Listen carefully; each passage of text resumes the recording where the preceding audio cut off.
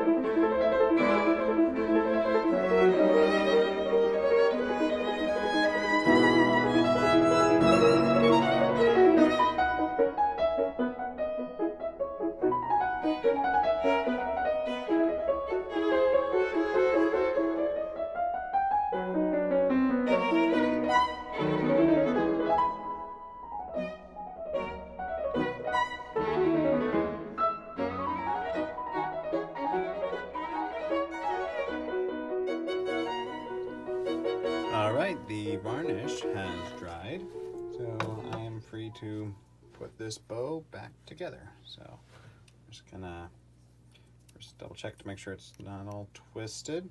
Yep, put it straight there. Let me just put the screw back in.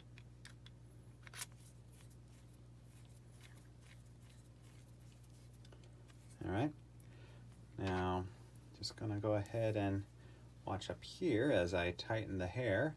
You'll see the hair pulled together, and if everything worked out correctly, which I feel pretty confident it did, the repair will hold. And I'm really liking how this turned out. Aside from the ebony I used to repair, to reinforce the break there, it's almost like you can't even see that it was ever broken, which is the way it should be.